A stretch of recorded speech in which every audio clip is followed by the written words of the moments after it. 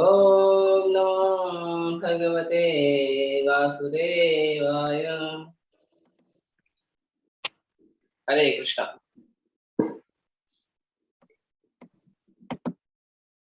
इत्थं शरत् प्रावृषिकावतु हरे विष्णु विष्णुवन्तु मेनु सवं यशोमलं संकीर्त्यमानं मुनिभिर्महात्मभिः भक्ति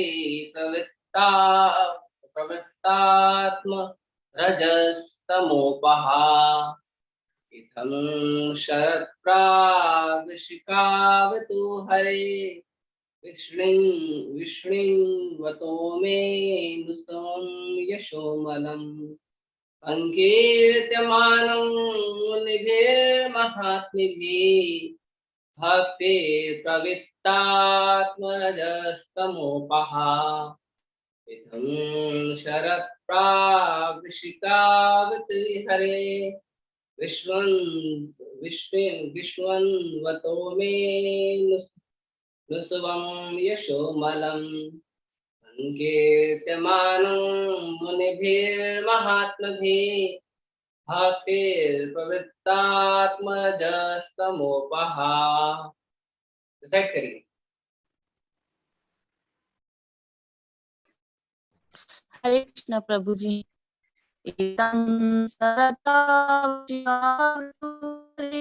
विष्णुवतो मे अनुशं यशोमलं संकीर्त्यमानं मुनिभिर्महात्मभिः भक्ति प्रवृत्तात्मरजस्तमोपः।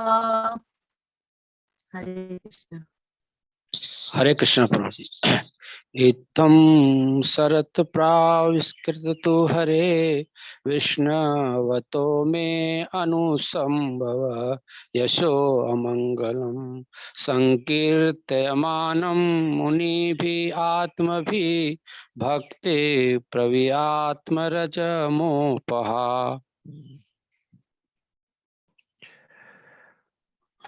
शब्दार्थ और तात्पर्य कृष्ण कृपा मूर्ति अभय चरणारविंद भक्ति वेदांत स्वामी श्री प्रभुपाद जी के द्वारा। श्री प्रभुपाद की जय। हाथ नीचे कर लीजिए इसका भी। इत्थम इस प्रकार शरत शरद ऋतु प्रावृषिकी वर्षा ऋतु ऋतु दो ऋतुएं हरे भगवान का विष्णुवतः निरंतर श्रवण करते हुए मैं स्वयं अनुसवं निरंतर यशः अमलं धवल कीर्ति संकीर्त्यमानं जपी जाकर मुनियों द्वारा महात्माओं द्वारा भक्ति ही भक्तिमय सेवा प्रवृत्ता व प्रवाहित होने लगी। आत्मा जी रजह रजोगुण तमोगुण उपहा नाश करने वाली। इस प्रकार वर्षा तथा शरद दोनों ऋतुओं में मुझे इन महामुनियों से भगवान हरि का धवल कीर्ति का निरंतर कीर्तन सुनते रहने का सुअवसर प्राप्त हुआ। ज्यों ही मेरी भक्ति का प्रवाह होने लगा कि रजोगुण तथा तमोगुण के सारे आवरण विलुप्त हो गए। तात्पर्य परमेश्वर की दिव्य भक्तिमय सेवा जीव की सहज प्रकृति होती है। यह प्रवृत्ति प्रत्येक प्राणी में सुसुप्त रहती है, लेकिन भौतिक प्रकृति के संपर्क के कारण रजोगुण तथा तमोगुण अनंत काल से इसी से आच्छादित करते रहे हैं। यदि भगवान तथा उनके महान भक्तों के अनुग्रह से कोई जीव इतना भाग्यशाली होता है कि उसे विशुद्ध भक्तों की संगति प्राप्त हो जाए और भगवान के निर्मल महिमा गान को सुनने का अवसर मिल जाए, तो निश्चय ही भक्ति का प्रवाह नदी के प्रवाह की तरह होने लगता है। इस प्रकार नदी तब तक प्रवाहित होती रहती है जब तक वह समुद्र तक न पहुंच जाए। इसी प्रकार शुद्ध भक्तों की संगति से विशुद्ध भक्ति की धारा तब तक प्रवाहित होती रहती है जब तक वह चरम लक्ष्य अर्थात भगवान के दिव्य प्रेम तक नहीं पहुंचे। भक्ति का ऐसा प्रवाह रोके नहीं रुकता, अपितु यह असीमित रूप से अधिकाधिक बढ़ता जाता है। भक्ति का प्रवाह इतना सक्षम होता है कि कोई दर्शक भी रजोगुण तथा तमोगुण के प्रभाव से मुक्त हो जाता है। इस प्रकार प्रकृति की ये दोनों गुण दूर हो जाते हैं और जीव अपनी मूल स्थिति को प्राप्त करके मुक्त हो जाता है। ओम ज्ञानति तस्मै श्री गुरवे नमः। श्री चैतन्य मनोभीष्टं स्थापितं येन भूतले स्वयं रूप कदा मह्यं ददाति स्वपदान्तिकं। वन्देऽहं श्रीगुरु श्रीयुतपदकमलं श्रीगुरून् वैष्णवांचं श्रीरूपं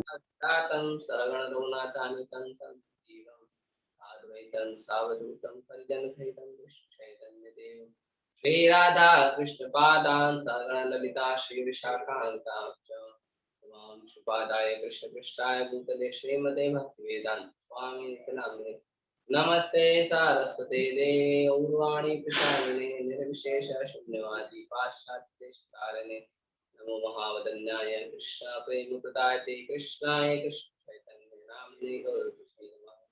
हे कृष्ण करुणा सिंधु दीनबंधु जगत्पते गोपेश गोपिका राधा कांचन कांचन गौरांगी राधे वृंदावनेश्वरी वृषभानुसुते प्रणमामि। वाञ्छाकल्पतरुभ्यश्च कृपा सिन्धुभ्यैव च पतितानां पावनेभ्यो वैष्णवेभ्यो जय श्री कृष्ण चैतन्य प्रभु नित्यानंद श्री अद्वैत गदाधर हरे कृष्णा कृष्णा कृष्णा हरे हरे हरे राम राम राम हरे कृष्णा। तो अभी यहाँ पर नारद मुनि बता रहे हैं भक्ति का जो शक्ति है, ये भक्ति का जो शक्ति है उसमें इस प्रकार से रजोगुण और तमोगुण। अर्जुन ने भगवान को पूछा भगवद गीता में कि हे प्रभु ऐसा क्या कारण है कि जीव जानता है कि जो कार्य वो कर रहा है वो गलत है,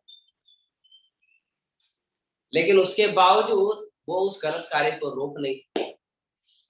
ऐसा क्या कारण है कि जीव को पता है कि ये चीज गलत है लेकिन उसके बावजूद वो उसे करता है? भगवान ने कहा काम ऐसा क्रोध ऐसा रजोगुण समुद्भव, के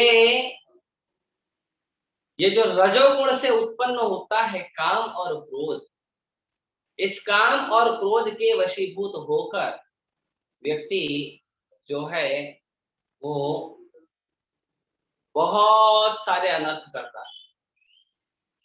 और कैसा अनर्थ करता है? महाशनो महापापात्मा, बहुत बड़ा बड़ा पापी बन जाता है।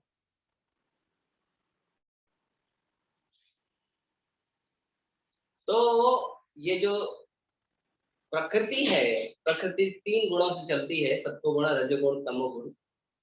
प्रकृति में तीन गुण हैं। इसमें तमोगुण मतलब अज्ञान, रजोगुण मतलब स्वार्थ और सत्वगुण जो है वो भक्ति के लिए, भक्तिमय कार्यों के लिए अच्छा हो। लेकिन जो सत्वगुण होता है उसमें भी थोड़ा रजोगुण थोड़ा तमोगुण हमेशा।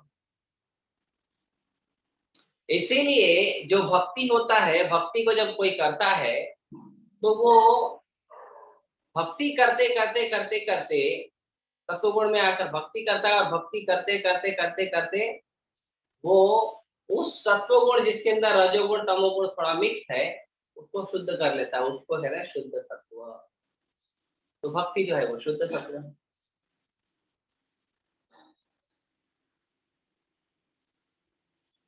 तो ये चीजें जो हम रजोगुण है, तमोगुण है, जो स्वार्थ का कार्य है, जो अज्ञान का कार्य है, उससे व्यक्ति कैसे बाहर निकले, यहाँ पे उसका पासवर्ड दिया।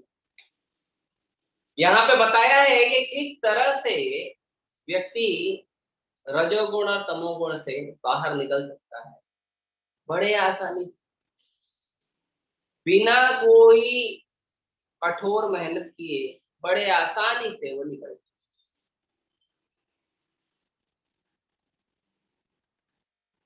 नारद मुनि बता रहे हैं कि जब उनको, जो उनके यहाँ पे भक्ति वेदांत स्वामी आए थे, जो वहां पे साधु आए थे, भक्ति वेदांत साधु, उन साधुओं का संग प्राप्त हुआ, और उन साधुओं का संग प्राप्त होकर जब उनको उनसे भगवान के गुण और महिमा को सुनने का अवसर प्राप्त हुआ,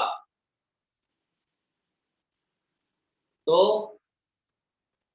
वो धीरे धीरे शुद्ध होने लगे,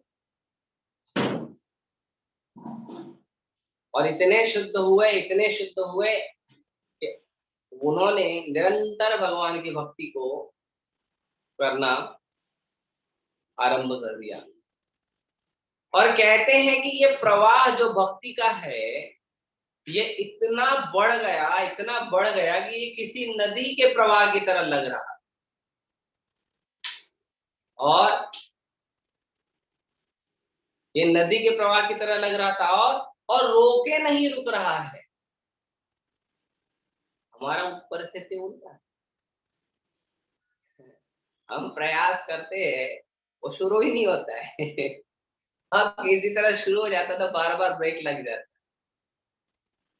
लेकिन जो भगवान के शुद्ध भक्त हो जाते, उन लोगों का प्रवाह एक बहुत बड़े फोर्स की तरह होता है। और प्रभुपाद जी ने तात्पर्य में लिखते हैं कि जो व्यक्ति इस प्रवाह से इतना ज्यादा पूरी तरह से परिपूर्ण हो जाता है, प्रफुल्लित हो जाता है, वो व्यक्ति को देख कर सामने वाला भी भजन करने लगता है। उसको देखने वाला, उसको जो देखने वाला दर्शक होता है ना, वो भी देख कर केवल भजन करना शुरू कर देता है। बताइए क्या महिमा है, ये भक्ति का क्या प्रभाव है। इसीलिए एक वैष्णव आचार्य कहते हैं कि गंगा का स्पर्श होने से लोगों के पाप धुलते हैं, लेकिन हे प्रभु, हे भक्तगण, हे वैष्णव आचार्य, आपको तो देखकर लोग पावन हो जाते हैं, केवल देखने मात्र से। क्योंकि जो भगवान की भक्ति से परिपूर्ण होता है, उसमें इतना प्रभाव होता है, इतना तेज होता है, इतनी उज्ज्वलता होती है। देख लीजिए प्रभुपाद जी को, प्रभुपाद जी के कई शिष्य और अनुयायी हो, उन्हें देख लीजिए। हमारे मंदिर में कई वरिष्ठ भक्त हैं, उन्हें देख लीजिए। चलते हैं तिलक लगा, उनको जब चलते हैं रास्ते पे, उनको देख कर कई लोग स्वाभाविक रूप से, कई लोग उनको देख कर, उनका दिनचर्या, उनका हाव भाव देख कर भक्ति करते हैं। तो ये कैसे होता है? ये होता है कि जब किसी व्यक्ति को भगवान की कृपा से, परम भगवान के आशीर्वाद से, जब किसी व्यक्ति को भगवान के बारे में सुनने का अवसर प्राप्त होता है, सबसे ज्यादा महत्वपूर्ण है सुनना। इसीलिए भगवान ने कान दो दिए हैं, जीभ एक दी है। ज्यादा सुनना चाहिए, बोलना कम चाहिए, दोनों कान से सुनो। श्री रूप गोस्वामी यहाँ तक कहते हैं, अगर मेरे पास हजारों कान हो, लाखों जीवा हो, तो शायद मैं भगवान के नाम कीर्तन को, मतलब तो शायद मेरे लिए ठीक रहेगा भगवान का नाम कीर्तन सुनना और करना, भगवान के गुणों को सुनना और करना। हम तो 2 कान और 1 जीवा से नहीं कर पाते हैं उतना, और कई बार प्रयास करते हैं करने का, लेकिन जो हमारे वैष्णव आचार्य हैं उनकी इच्छा अलग होती है। भगवान का कीर्तन सुनना, भगवान का गुणगान सुनने के लिए वो हमेशा उत्सुक रहते हैं और कीर्तन करने के लिए। कभी भी उनको कहा जाए कीर्तन करने के लिए वो तुरंत तैयार रहते हैं। तो ऐसे जो महान भक्त हैं, ऐसे महान भक्तों से सुनने के लिए यदि किसी को मिल जाए, हमारा अहोभाग्य है कि प्रभुपाद जी के आशीर्वाद से आज पूरे संसार को, पूरे संसार के हर क्षेत्र में प्रभुपाद जी ने सुविधा दी है कि हम भगवान के यशोगान को सुन सके, समझ सके, और भगवान के यशोगान को सुनकर समझकर हम शुद्ध हो, और हम शुद्ध होकर हमारा भी भक्ति शुरू हो। जीव जो है जब इस भौतिक जगत में रहता है तो अज्ञानवश और स्वार्थवश वो भगवान की भक्ति नहीं करता, वो अज्ञान में रहता है, स्वार्थ में रहता है और कई सारे कार्य करता है, भगवान से दूर होकर कई अपराध करता है, कई पाप करता है। लेकिन वो जीव की अवस्था नहीं, जीव की जो अवस्था है, जीव का जो स्वरूप है वो कुछ और है। वो है इन कल्मशों से मुक्त होकर जीव को भगवान का कीर्तन करना, भगवान का श्रवण करना, भगवान की सेवा करना, ये जीव का स्वाभाविक रूप है। जीवेर स्वरूप होए कृष्णेर नित्य दास, जीव का स्वरूप है कि वो भगवान श्री कृष्ण का नित्य दास रहे, भगवान की कथा सुने, भगवान की कथा सुनाए, भगवान की सेवा करे। जैसे महाराज अम्बरीश के जब चरित्र को हम पढ़ते हैं, महाराज अम्बरीश के बारे में जब भागवत में पढ़ते हैं तो उनके बारे में बताया जाता है कि अम्बरीश महाराज क्या करते थे, हमेशा उनका मन भगवान श्री कृष्ण के चरणों में लगा रहता, तवै मनः कृष्ण पदारविंदयोः।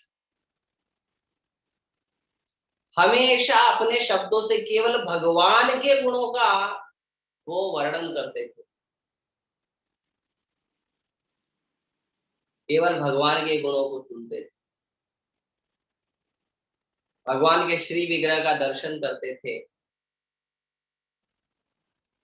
भगवान के श्री विग्रह को हाथ से सेवा करते थे, मंदिर की सफाई करते थे वो राजा चक्रवर्ती सम्राट। लेकिन देखो भक्ति का आनंद कि इतने बड़े चक्रवर्ती सम्राट होकर भी इन सब कार्यों में उनकी रुचि ज्यादा होती थी, न कि राजपाट और राजनीति में।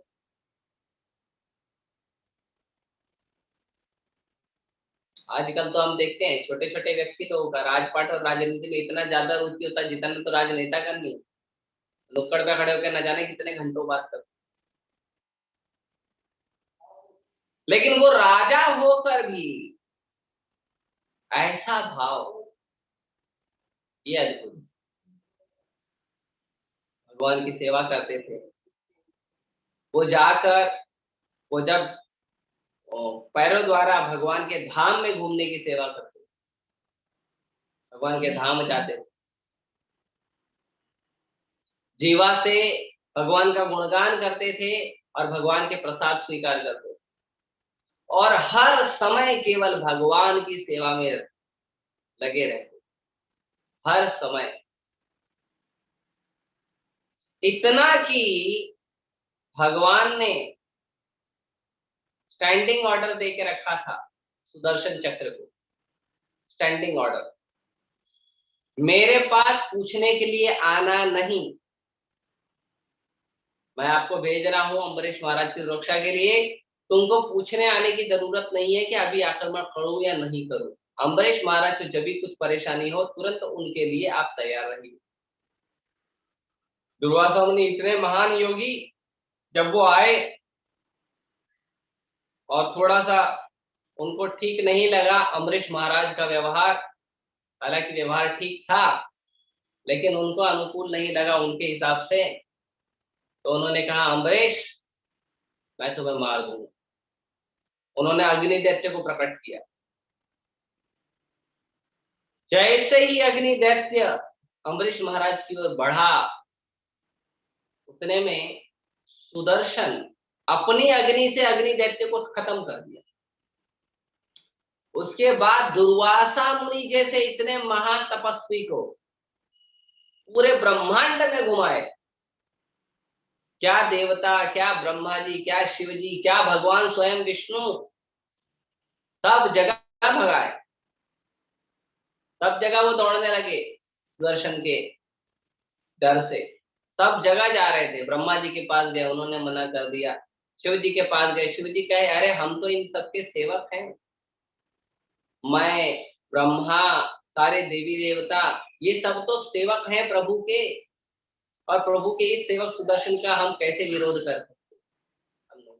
अब भगवान के पास ही जाइए, ये उनका सेवक है, उनका ही बात सुनो।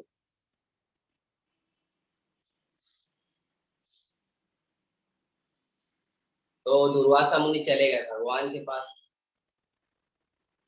और भगवान ने कहा सारी दुनिया समझती है कि मैं स्वतंत्र हूं, लेकिन हे दुर्वासा तुम्हें एक बात बताता हूं, मैं भक्तों के अधीन हूं। अहम भक्त पराधीन भक्त, मैं भक्तों के अधीन हूं। और न केवल भक्तों के, बल्कि वो उन भक्तों के जो संपर्क में लोग होते हैं, जो भक्तों के जन होते हैं, भक्त जिन्हें बोलते हैं ये हमारा अपना है, वो भी मुझे बहुत प्रिय है। इसीलिए एक वैष्णव गीत में नरोत्तम दास ठाकुर कहते हैं, नरोत्तम करो दया अपनार बोली। हे वैष्णव ठाकुर, आप दया करो और सिर्फ इतना प्रयास करो, आप मुझे बोल दो कि तुम मेरे हो, बस। क्योंकि भगवान के एक महान भक्त की यदि कोई प्रिय हो जाता है, बस हो गया उसका काम, फिर भगवान की दृष्टि उस पर पड़ जाती। भक्तैर भक्त जना प्रिय, ये भगवान के भक्तों का स्वभाव है। तो हमारा भी यही स्वभाव होना चाहिए। समाज में इतने सारे कार्यों में हम लिप्त हैं, इन सभी कार्यों में लिप्त होकर ना जाने क्या क्या हम कर बैठते हैं। आज समाज देखिए, बहुत बड़ी बड़ी पढ़ाई किए हैं लोग, बड़ी बड़ी पढ़ाई, बड़ी बड़ी यूनिवर्सिटी से बड़ी बड़ी डिग्री लिए हैं, लेकिन भगवान का विचार ही नहीं आता, भगवान की कथा में रुचि ही नहीं है किसी को। पूरी तरह से ग्रस्त है तमोगुण और रजोगुण में, पूरी तरह से। और किसी को कहा भी जाता है आइए थोड़ा जप करिए, थोड़ा कोई रुचि दिखाता भी है, तो वो भी उतना आनंद से भगवान की सेवा में नहीं लग पाता। इसीलिए जरूरत है कि सभी को श्रवण और कीर्तन की सुविधा उपलब्ध कराए। ये जूम ऐप जो है, ये जब आया और जब भक्तों को पता चला कि इस जूम ऐप से हम लोगों तक जुड़ सकते हैं इंटरनेट के जरिए, तो देखो भक्तों ने क्या करुणा दिखाई है कि इस जूम ऐप की टेक्नोलॉजी, जूम है, स्काइप है और कई सारी टेक्नोलॉजी है, इनके जरिए सभी को घर बैठे श्रवण और कीर्तन की सुविधा उपलब्ध कराई। और इस श्रवण कीर्तन की सुविधा से बहुत लोगों को फायदा हो। और आप जैसे भक्त लोग रोज भगवान के गुणों को, कथा को बड़े तत्परता से सुनने के लिए 7 बजे तैयार रहते हैं। तो ये बड़ा ग्लोरियस है कि भगवान की कृपा से हमें ये मिल रहा है, प्रभुपाद जी के आशीर्वाद से हमें ये मिल रहा है, प्रभुपाद जी के अनुयायियों के बहुत प्रयास से। हालांकि कलयुग अपने स्पीड में चल रहा है, लेकिन कलयुग का जो स्पीड है तो भगवान के इन महान भक्तों के भक्ति के प्रवाह के स्पीड को रोक नहीं सकता। और देखो रोके नहीं उतरे हैं वो भगवान के जो महान भक्त हैं, प्रभुपाद जी और प्रभुपाद जी के अनुयायी। आप देखिए इनके भक्ति का प्रवाह इतना गाढ़ा है, इतना वेग है कि इनकी कृपा हमें मिल जाती है कलयुग के बहुत सारे प्रदर्शनों के बावजूद। कितना कलयुग प्रयास कर रहा है, कभी कोरोना 2, कभी ओमिक्रॉन, कहीं बाढ़, कहीं तूफान, कहीं सुनामी, न जाने क्या क्या हो रहा है। भगवान के भक्त लगे हुए हैं, कहीं खुद पहुंच जाते हैं, कहीं अपने अपने जो शिष्य और अनुयायी है उनको भेज देते हैं, कहीं जूम पर लेक्चर चालू कर देते हैं। ये श्रवण कीर्तन की सुविधा उपलब्ध कराइए। ये श्रवण कीर्तन सभी को करना है, सभी को इसका प्रयास करना है। और न केवल स्वयं करें, बल्कि ये श्रवण कीर्तन का जो लाभ हमें मिल रहा है, ये श्रवण कीर्तन का लाभ न केवल स्वयं लें, बल्कि प्रयास करें कि सबको इसका लाभ मिले। इसीलिए हमें प्रभुपाद जी के मैराथन में बढ़ चढ़कर भाग लेना है। प्रभुपाद जी के मैराथन में हमें पुस्तक वितरण पर बहुत जोर देना है। हमें नहीं पता कि प्रभुपाद जी किसको चुनना चाहते हैं भगवान की भक्ति की कृपा देने के लिए, हमें नहीं पता। लेकिन यदि हम पुस्तक वितरण करते रहेंगे तो प्रभुपाद जी के इस जो सबसे कल्याणमयी जो प्रभुपाद जी का सेवा है, इसमें एक छोटा सा हम सहायक का काम कर पाएंगे। क्यों? ताकि हम शुद्ध हो। तो इस भौतिक दूषण से, इस तमोगुण और रजोगुण से हमें शुद्ध होना है, हमें अपनी शुद्धि के लिए करना। भक्ति का पूरा प्रोसेस, चाहे वो जप करना हो, चाहे वो शास्त्रों का अध्ययन करना हो, चाहे वो प्रसाद पाना हो, चाहे भगवान का दर्शन करना हो, चाहे भगवान की सेवा करना हो, चाहे मंदिर मार्जन करना हो, चाहे भक्तों की कुछ सेवा करना हो, चाहे पुस्तक वितरण करना हो, चाहे लेक्चर देना हो, चाहे लेक्चर सुनना हो, जितने भी भक्ति के प्रोसेस हैं, ये सभी कार्य हैं हमें शुद्ध करना।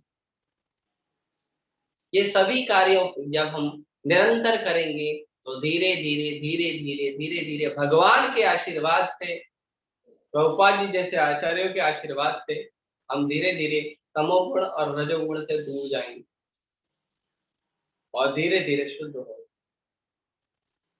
नारद मुनि जो यहाँ चीजें बता रहे हैं, उन चीजों के आधार पर हमें समझना चाहिए कि भक्ति में इतनी प्रबल शक्ति है, और ये केवल क्यों होता है? श्रवण और कीर्तन। प्रहलाद महाराज जब अपने माता के गर्भ में थे, तो अपने माता से प्रहलाद महाराज, माता के गर्भ में नारद मुनि से प्रहलाद महाराज सीखे। कैसे? केवल श्रवण और कीर्तन। और जितने भी भक्त हैं, ये सारे भक्त भगवान का श्रवण और कीर्तन करके बहुत शुद्ध हुए। ऐसे शुद्ध हुए हैं कि इन्होंने बड़े बड़े कीर्ति स्थापित की। कौन जानता था America, Europe, London, China, Russia, Japan, कौन जानता था राम कृष्ण के नाम के पीछे के जो व्यक्तित्व हैं, परम भगवान हैं, कौन है? कौन जानता था भगवान के नामों को, गुणों को, रूप को? लेकिन प्रभुपाद जी के प्रयास को देखिए, वहां पर लेके पहुंच गए। और जो जानता भी नहीं था बचपन से, वो व्यक्ति प्रभुपाद जी जैसे महान आचार्य और भगवान के एक शुद्ध भक्त, उनकी कृपा ऐसी हुई कि आज पूरा विश्व भगवान को जानता है। आज पूरे विश्व में भगवान का अद्भुत कीर्तन होता है, न भूतो न भविष्यति, जो न कभी हुआ है और शायद ही कभी होगा, जैसा प्रभुपाद जी ने किया। प्रभुपाद जी ने एक एक संसार के एक एक जगह पर जाकर इतना प्रयास किया, और आज देखिए पूरे संसार को प्रभुपाद जी के आशीर्वाद से इस कीर्तन का सुअवसर प्राप्त हुआ। चाहे आप अमेरिका में देखिए, वहां भगवान का कीर्तन हो रहा है, लंदन, रशिया, जापान, वहां भगवान का कीर्तन हो रहा है। तो हमारे जीवन का मुख्य उद्देश्य होना चाहिए कि हम चाहे पढ़ाई कर रहे हो, चाहे अपना जॉब कर रहे हो, चाहे माताएं हैं, गृहिणी हैं, अपने घर का कार्य कर रहे हो, चाहे कुछ भी कर रहे हो, हमें भगवान के इस कीर्तन को, भगवान की कीर्ति के यशोगान को हमें सदा करते रहना चाहिए। भगवान ने अर्जुन को नहीं कहा था कि अर्जुन आप बैठ जाओ एक जगह, हरे कृष्ण मंत्र जप करो और मैं तुम्हारे लिए युद्ध करता हूं। क्या भगवान की क्षमता नहीं? जिसके स्मरण मात्र से सृष्टि और संहार होता है, उस पूर्ण पुरुषोत्तम भगवान कुरुक्षेत्र की भूमि पर खड़े होकर कहते हैं अर्जुन तुम युद्ध लड़ो। क्यों? क्योंकि भगवान हमें कर्तव्य से दूर नहीं कर रहे हैं, लेकिन भगवान ये भी नहीं चाहते हैं कि कर्तव्य इतना मत करो कि भगवान को भूल जाओ। आज सब भगवान को भूल गए हैं। आप कहो उन्हें भक्ति करो, आप उन्हें कहो हरे कृष्ण मंत्र जप करो, शास्त्रों को पढ़ो, टाइम नहीं है, हम नहीं कर सकते। कुछ लोग हम नॉनवेज खाते हैं, हम ये पाप करते हैं, इतना सारा रीजन देते हैं। हम जॉब करते हैं, हमको तो जॉब से फुर्सत ही नहीं है, हम तो घर के काम से फुर्सत नहीं है, हम कैसे करेंगे? इस तरह से लोग जवाब देते। तो हमें समझना चाहिए कि भगवान ने अर्जुन को ये नहीं बोला था दैट आप फ्री बैठ जाओ, अपना काम धंधा बंद कर दो। नहीं, जो काम कर रहे हैं वो करें, लेकिन मां अनुस्मर युद्ध च, काम अपना करते रहें, लेकिन भगवान का स्मरण हमेशा होते रहना चाहिए। हमने देखा है कई सारे भक्तों को, कौन में कई सारे भक्तों को देखा है, नहाते हैं तो भगवान का कीर्तन, भगवान का लेक्चर, भगवान के बारे में जो लेक्चर है सुनते रहते हैं, प्रसाद लेते हैं, सुनते रहते हैं। अभी भी कई सारे लोग हैं तो यहाँ पर लाइव सुन रहे हैं, कई सारे लोग हैं, कुछ माताएं हैं सब्जी काटते काटते सुन रही हैं, कुछ लोग अपना कुछ कार्य कर रहे हैं, कुछ कुकिंग करते करते सुन रहे हैं। तो अपना कार्य तो रोके नहीं है, लेकिन भगवान के इस अद्भुत यशोगान को सभी लोग अपना कार्य करते हुए सुन रहे हैं, और उससे हम पवित्र हो रहे हैं। जितना ज्यादा मात्रा में हम सुनेंगे, उतना ज्यादा मात्रा में उतने जल्दी हम शुद्ध होंगे। जितनी तीव्रता होगी भगवान के यशोगान को सुनने और सुनाने की, श्रवण और कीर्तन की, उतना जल्दी हम शुद्ध होंगे। ये श्रवण और कीर्तन बड़ा अद्भुत है। श्रवण करके परीक्षित महाराज शुद्ध हो गए, कीर्तन करके सुखदेव गोस्वामी, हालांकि ये दोनों भगवान के महान भक्त हैं, श्रवण और कीर्तन, लेकिन ये उदाहरण बता रहे हैं हम लोगों को कि श्रवण और कीर्तन इतना शक्तिशाली है। तो हमें सबको प्रयास करना चाहिए कि हम श्रवण कीर्तन करें, सभी को सुविधा उपलब्ध कराएं। समाज में लोग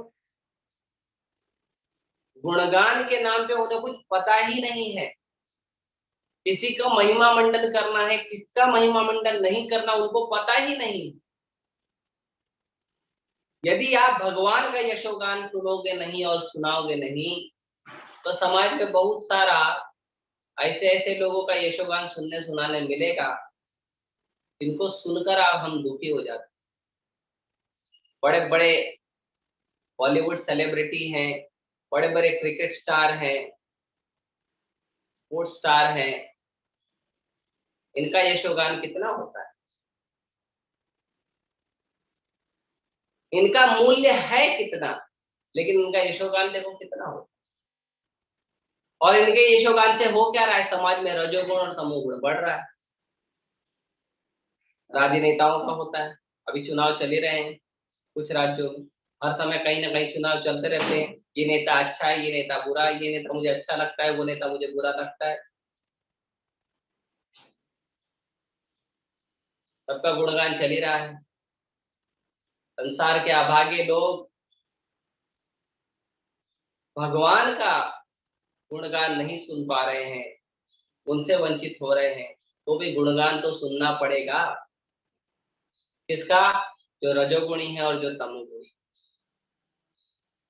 इसीलिए भक्तों को होना चाहिए कि भक्त लोगों को प्रयास करना चाहिए कि वो यहाँ वहां इन सब लोगों का गुणगान सुने और सुनाए नहीं, केवल भगवान का गुणगान सुने, केवल भगवान का गुणगान। प्रयास करें। समाज के लोगों को गुणगान सुनने की आदत बहुत है, ऐसा नहीं है कि लोग नहीं सुनना चाहते,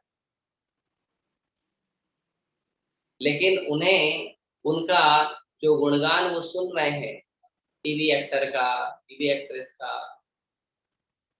जो बॉलीवुड वाले हैं, जो खेल कूद वाले हैं, जो नेता राजनेता है, इन लोगों का जो वो गुणगान सुन रहे हैं, हमको प्रयास करना चाहिए उन लोगों को सहायता करने के लिए कि वो भगवान का गुणगान सुने।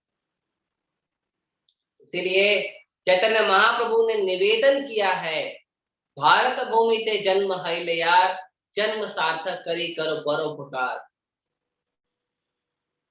कि हम भारत भूमि पर जन्म लिए हैं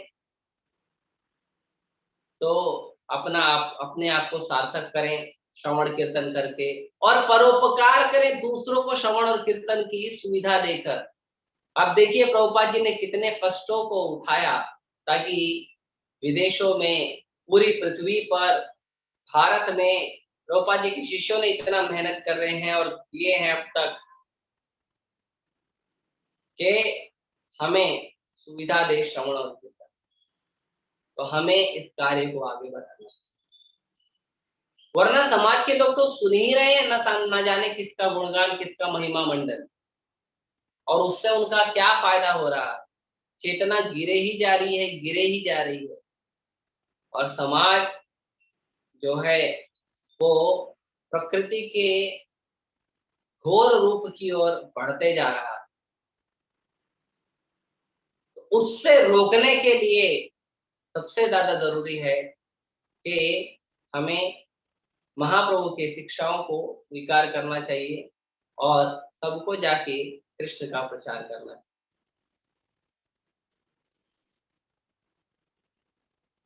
ये हमें प्रयास करना चाहिए। जैसे महाप्रभु ने कहा है, चारे देखो तारे कह कृष्ण उपदेश। जिस भी व्यक्ति को हम मिले, हमें प्रयास करना चाहिए कुछ न कुछ कृष्ण के बारे में बताएं, कृष्ण के भक्तों के बारे में बताएं, कुछ निवेदन करें। 2 मिनट 5 मिनट हम कीर्तन करें, 2 मिनट 5 मिनट हम 2 मिनट 5 मिनट हम ये करें, शास्त्रों का अध्ययन करें। हमको निवेदन करना चाहिए। कोई कहेगा हमारे पास टाइम नहीं है, कोई बात नहीं, 5 मिनट करो। सुबह उठो, नहा धो के जब भगवान के सामने, तो 5 मिनट करो। नहीं, हम वो भी नहीं कर सकते, ठीक है, जो काम कर रहे हो काम करते करते कीर्तन। हमको प्रयास करना चाहिए। हर व्यक्ति को, चाहे वो कोई भी हो, उसको प्रयास करना चाहिए जोड़ने का, जिससे हमारा चिंतन, हमारा चित्त भगवान की सेवा में लगा रहेगा नित्य निरंतर। भगवान की कृपा से हम शुद्ध होंगे और हम नित्य निरंतर भगवान की कृपा को लोगों तक पहुंचा कर ये प्रयास करके हम शुद्ध होंगे और दूसरों के जीवन में भी इससे परिवर्तन आए। ये महाप्रभु की आज्ञा है, भगवान की आज्ञा है कि श्रवण कीर्तन हम खुद भी करें। महाप्रभु ने कहा कि आप खुद भी श्रवण कीर्तन करो, खुद का उद्धार करो, दूसरों का उद्धार करो श्रवण कीर्तन करके। और हमारा आज्ञा गुरु हैया तारा ही दे, और मेरी आज्ञा है आप गुरु बनिए। गुरु बनिए मतलब भगवान के गुरु के प्रतिनिधि बनिए और जारे देखो तारक हो कृष्ण। तो महाप्रभु की आज्ञा है कि सबको कृष्ण उपदेश देना है, हमें प्रयास करना चाहिए। इस पवित्र कार्य में जो त्रिभुवन पावन करता है, नारद मुनि को देखिए, श्रवण कीर्तन करने के बाद नारद मुनि जब दूसरा जन्म लिए भगवान के भक्त के रूप में, आज नारद मुनि की क्या कीर्ति है, क्या महिमा है, क्या गुणगान है।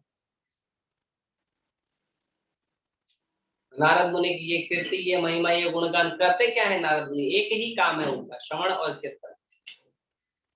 और त्रिभुवन में कहीं भी जाते हैं, नो वीजा नो पासपोर्ट, और श्रवण और कीर्तन का गुणगान, केवल भगवान की गुणगान की चर्चा करते। हर व्यक्ति को, चाहे वो सुर हो चाहे वो असुर हो, सबको भगवान की कीर्तन का मौका दे। हमें भी सबको देना चाहिए। हमारे कहने से भले वो जीवन में एक बार हरे कृष्ण बोल सके, प्रयास करना चाहिए। एक दिन हरे कृष्ण मंत्र जप करे, प्रयास करना चाहिए। भगवत गीता को उठाकर खोलकर देखे तो सही, प्रयास करना चाहिए। थोड़ा सा प्रसाद देने का प्रयास करना चाहिए। हर व्यक्ति को प्रयास करना चाहिए। जिस प्रकार हमारे ऊपर प्रयास किया जाता है, जब भी हमें कोई भक्त देखता है तो हमें भक्त प्रयास करता है हमें भगवान की कुछ न कुछ सेवा से जोड़ने, चाहे श्रवण हो, चाहे कीर्तन हो, चाहे कोई छोटी मोटी सेवा हो। इस प्रकार वो जोड़ते हैं, उसी प्रकार हमें भी देखना। ये परम दया की दृष्टि है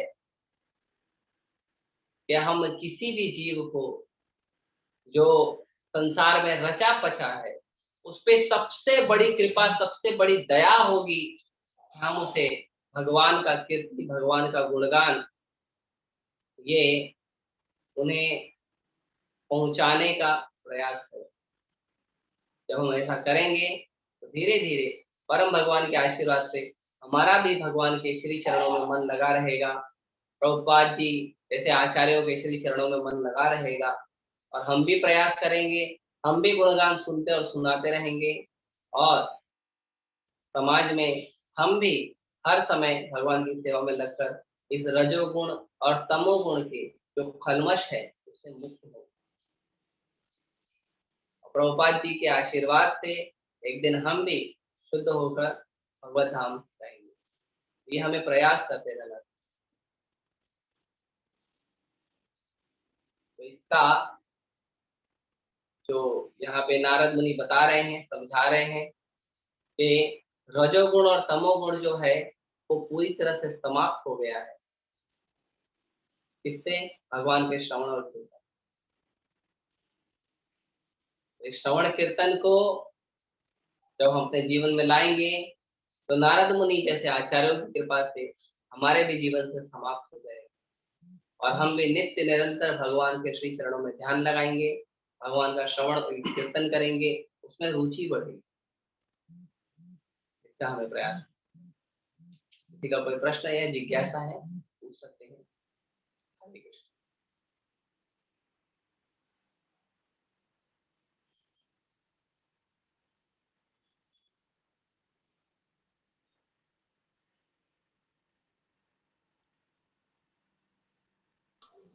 हरे कृष्णा प्रभु जी। हरे कृष्ण। प्रभु जी, जैसे भी आपने कहा कि हमें कोई भी कार्य करते वक्त कृष्ण का ध्यान करना चाहिए और कुछ भी लेक्चर वगैरह सुनने चाहिए। तो प्रभु जी, जैसे हम भागवतम सुनते हैं, श्रवण करते हैं, तो इसमें दूसरा कोई कार्य करना अपराध नहीं होता? ध्यान पूर्वक फिर कैसे सुना जाएगा? तो देखिए, हमें ध्यान पूर्वक तो थोड़ा सुनना थोड़ा ध्यान पूर्वक हमारा कार्य करते हुए सुनना चाहिए। जैसे प्रयास करें अगर ध्यान पूर्वक लेक्चर सुन सके तो, लेकिन अगर बहुत ज्यादा बिजी है तो उसे छोड़ना भी नहीं चाहिए। दोनों कार्य होने चाहिए।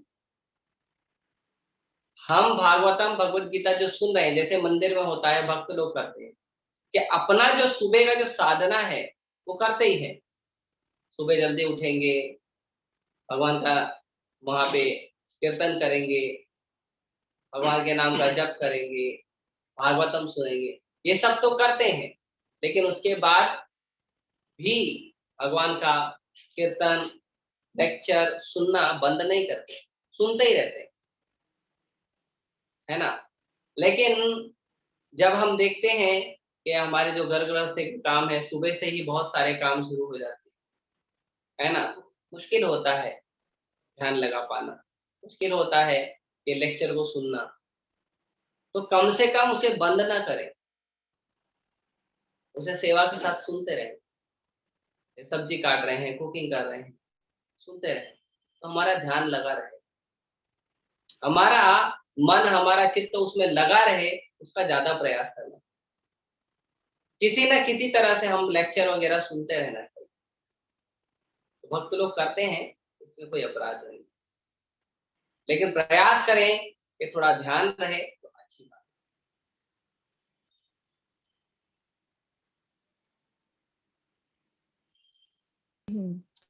हरे कृष्ण प्रभु जी। हरे कृष्ण। कल मोक्षदा एकादशी है, आप कुछ बताइए ना। और कल उनकी विशेषता बताइए और उनका पालन करने से क्या होता है, थोड़ी सी जानकारी। देखिए, भगवान की जो एकादशी होती है, भगवान के जो जितने भी त्योहार हैं, जो कृष्ण भावनामृत में मनाए जाते हैं, इसको कहते हैं माधव तिथि। ये माधव तिथि क्या है? भक्ति जननी। ये माधव तिथि है भक्ति जननी। ये हमें भक्ति देती है भक्तों के लिए। ऐसे जो व्यक्ति भक्त नहीं है और वो एकादशी का पालन करते हैं, तो उसके लिए बहुत अलग अलग बहुत सारे फायदे बताए गए। लेकिन भगवान के जो भक्त हैं, वो भगवान की सेवा करने का बहाना ढूंढते, अपनी भक्ति में वृद्धि करने का बहाना ढूंढते। तो जो ये माधव तिथि आती है, जिसमें स्पेशल डिस्काउंटेड ऑफर चलता है कि तुम्हें कम मेहनत में ज्यादा फायदा मिलेगा, तो उसमें भक्त लोग और ज्यादा प्रयास करते हैं।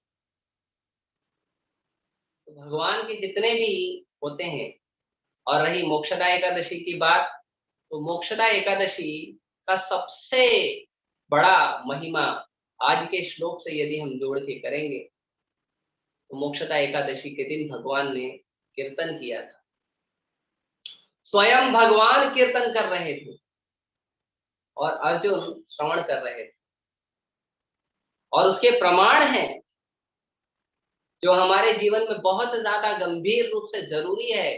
वो प्रमाण अर्जुन ने दिया भगवत गीता में भगवान को। क्या कहा अर्जुन ने? नष्टो मोहस्तिर्लब्ध्वा तत्प्रसादान् मयाच्युता। हे भगवान, मेरा मोह नष्ट हो गया है। समाज के लोग इतने ज्यादा मोहित हैं कि उनको लगता है कि वो सही दुनिया में है और भक्त लोग मोहित हैं। समाज के लोगों को देखिए, अगर आप जाएंगे ना, उनको बोलेंगे चलो हरे कृष्ण जप करो, अरे किसने सिखाया आपको? सब बुढ़ापे में करना चाहिए, जब आपके शरीर में बिल्कुल शक्ति ना हो इंद्रिय तृप्ति की। आपका शरीर बिल्कुल बिल्कुल सक्षम ना हो, मतलब सामाजिक रूप से पूरी तरह से बेकार हो, सूखे और सड़े हुए फूल की तरह, तब करना चाहिए आप। और आप बोलेंगे नहीं नहीं ये तो बहुत अच्छा है, इसको करना चाहिए, बड़े फायदा। अरे क्या बात कर रहे हो, कौन सा दुनिया में जी रहे हो, 21वीं सदी चल रही है। इतने ज्यादा मोहित हैं कि उनको वो कन्विंस हैं कि वो सही दुनिया में जी रहे हैं, वो एक्चुअल वर्ल्ड में जी रहे हैं। और भक्तों को देखकर बोलते हैं सब भक्त लोग मोहित होते घूम रहे हैं। बताओ, देखो इस्कॉन वाले ब्रेन वॉश कर दो, नष्टो मोह। और क्या है, लब्ध्वा, मैं भगवान का सेवक हूँ, मैं भगवान का नित्य निरंतर सेवक हूँ, मैं भगवान का, भगवान के भक्तों का, भक्ति के जितने भी भक्तिमय कार्य है उनका मैं सेवक हूँ। ये स्मृति आती है। कैसे आती है? प्रसादान मया चुका, हमारे प्रयास से नहीं, कृष्ण की कृपा से आती है। स्थितो अस्मिगत संदेह, मैं सारे संदेह से दूर होकर अपनी स्थिति में आ चुका हूँ। जीवेर स्वरूप होए कृष्णेर नित्यदास, उसमें मैं आ चुका हूँ। और क्या करना है? परिष्ये वचनम तवा, हे भगवान मैं वही करूंगा जो आप कहोगे। अभी एक इसी से जुड़ा प्रश्न आया है तुलसी माता जी का। उन्होंने कहा अर्जुन का मोह नष्ट हो गया है, तो अभिमन्यु के वध के समय पे उन्होंने क्यों कार्य नहीं किया? तो अर्जुन ने क्या कहा? करिष्ये वचनम तव, हे भगवान मैं वही करूंगा जो आप बोलोगे। हमारा फोकस एक ही होना चाहिए, जो भगवान बोलेंगे वो करेंगे। और भगवान जहां जरूरत होता है उस कार्य को करते हैं और करवाते हैं। धर्म के सिद्धांतों के जो कार्य जरूरी है वो करते हैं और करवाते हैं। तो ये ज्यादा महत्वपूर्ण। मोक्षदा एकादशी के दिन स्वयं भगवान, उन्होंने कीर्तन किया, भगवान के प्रिय भक्त, भगवान के प्रिय मित्र, उन्होंने श्रवण किया। और उनकी इन दोनों की कृपा से हमें भगवत गीता जैसा अमूल्य ग्रंथ प्राप्त हुआ है, जो व्यक्ति को हर क्षेत्र में आशीर्वाद देता है और हर क्षेत्र में बढ़ाता है। तो ये मोक्षदा एकादशी का है। मोक्षदा एकादशी के दिन भगवान ने हमारे लिए बड़ा ही अनुग्रह करके हम लोगों के लिए ये मौका दिया है। तो हमें प्रयास करना चाहिए, ज्यादा से ज्यादा लोगों को पुस्तक दी जाए, ज्यादा से ज्यादा लोगों तक ये कीर्तन पहुंचाया जाए, ये अमूल्य कीर्तन जो स्वयं पूर्ण पुरुषोत्तम भगवान ने किया है, ज्यादा से ज्यादा लोगों को दिया जाए और ज्यादा से ज्यादा लोगों को लाभान्वित किया जाए। इसका हमें प्रयास करना है। और हमारा जो एकादशी हम करते हैं उसको भी करना है। ये मोक्षदा एकादशी के दिन, हालांकि सारी एकादशी, सब एकादशी महत्वपूर्ण है, लेकिन मोक्षदा एकादशी थोड़ी और महत्वपूर्ण है, क्योंकि स्वयं भगवान ने कीर्तन किया और भगवान के महान भक्त अर्जुन की कृपा से हमें ये अमूल्य धरोहर प्राप्त हुई है। इसके माध्यम से हम भी शुद्ध होंगे और अनंत समाज को शुद्ध करने के लिए हम प्रभुपाद जी के साथ, प्रभुपाद जी के श्री चरणों में थोड़ी सी निमित्त मात्र सेवा तो कर पाए।